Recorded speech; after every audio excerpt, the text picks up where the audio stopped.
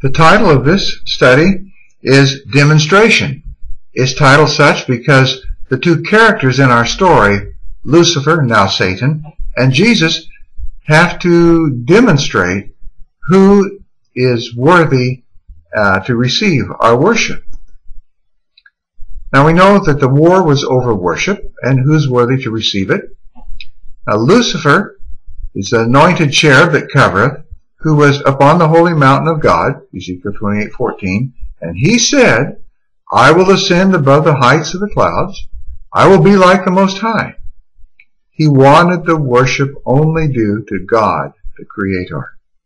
Notice that 4,000 years later, when Jesus, the Creator, was on earth as a human being, and he met Satan in the wilderness, Satan said, all these things will I give thee if thou wilt fall down and worship me. At the end of time, Revelation 14:7 records part of God's last message as, worship him that made the heavens and the earth and the sea and the fountains of water. It's still over worship. It began over worship, and it is still over worship. To demand worship, one must have a lot of authority. The only authority that can demand worship is the authority of creatorship. The Bible says, Revelation 14:11, Thou art worthy, O Lord, to receive glory and honor and power, that is, worship, for thou hast created all things, and for thy pleasure they are and were created.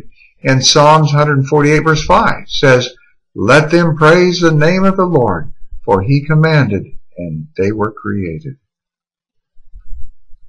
How does one demonstrate the authority of creatorship? By creating. Christ demonstrated his authority as creator by creating this world in 6 days. First day, according to Genesis 1, he created light. The second day he came and spoke of the word, and the firmament was created. The third day he created by speaking dry land and vegetation. The fourth day he created the sun, moon, and stars. And the fifth day he created fish and birds. And the sixth day he created land animals and man. And Jesus' method as deity of creating was by just speaking the word. Psalms 33:6 and 9 says, By the word of the Lord were the heavens made, and all the host of them by the breath of his mouth, for he spake, and it was done. He commanded, and it stood fast.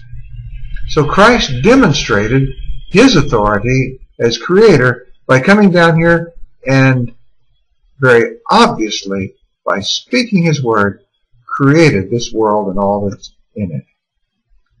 Since Satan is a created being and thus cannot create anything to demonstrate that he has the authority to demand worship, what is he going to do?